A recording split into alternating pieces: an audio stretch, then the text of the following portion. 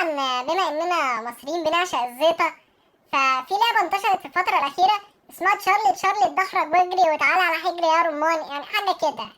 العالم كله بيلعبها بطريقة، المصريين بيلعبوها بطريقة. مصر هنا عنده سافل، هنا في سفالة، أسئلة غير متوقعة.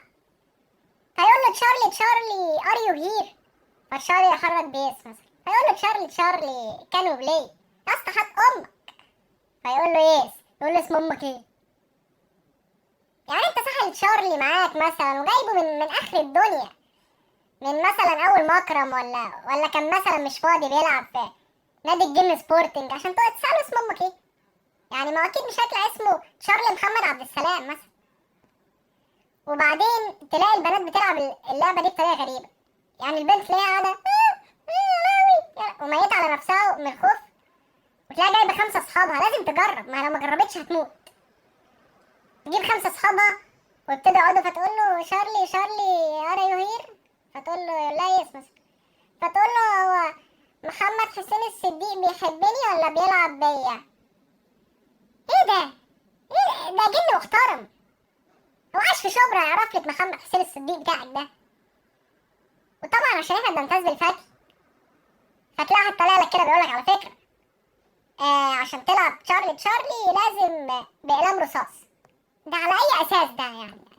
تشارلي عنده حساسيه من الجاف يعني، ولا ما عندهمش مكاتب سمير وعلي للجن فوق، ولا في ايه؟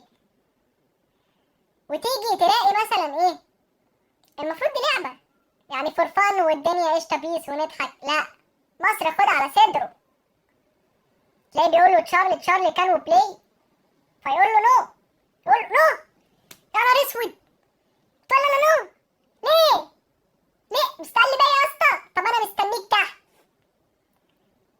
طب ما يعني ما من ضمن الفتاوى، يعني من ضمن الفتي ان في ناس قالت لك ان تشارلي ده عيل صغير، فاعذره يعني قشطه، ممكن يكون بينام بدري عشان راح المدرسه الصبح، ممكن يكون بيلعب مع العالم كله فمش فاضي لامك انت، يعني عادي. من ضمن الفتي الجميل قوي في الموضوع ده، تلاقي واحد بيقول لك بص يا زميلي، لو ما قلتش لتشارلي جود باي بعد ما تخلص اللعبه هتشوف كتاكيت بالليل وانت نايم. عم اجري بقى، روح بقى غرفة داهية بقى، انت حمار اصلا ولا عارف حاجه. يا جماعه نهدى شويه، مفيش حاجه اسمها تشارلي والله، يعني نبطل فتي بقى.